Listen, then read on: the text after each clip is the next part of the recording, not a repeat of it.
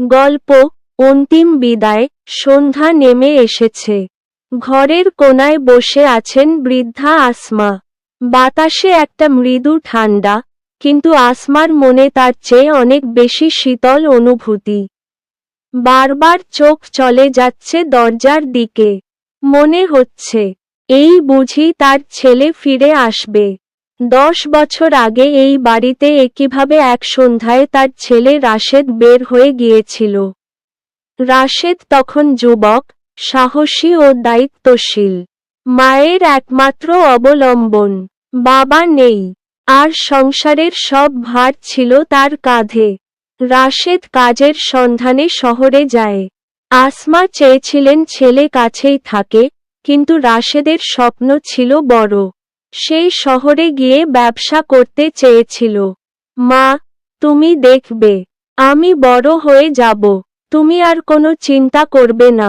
আসমা তাকে বিদায় দিয়েছিলেন না চাইতেও।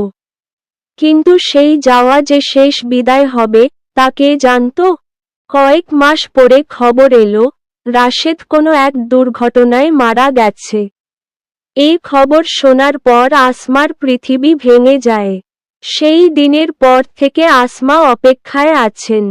এক একটা দিন যেন এক একটা বছর।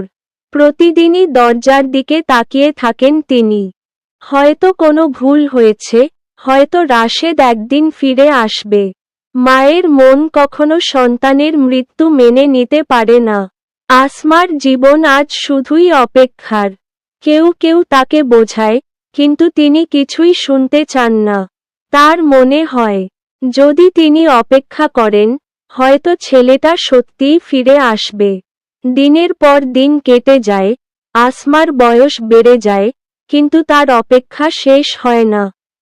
তিনি জানেন, হয়তো এই পৃথিবীতে রাশেদকে আর দেখতে পাবেন না।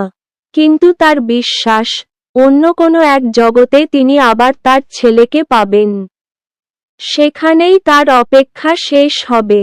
এই গল্পটি অনেক মায়ের দুঃখের প্রতিচ্ছবি।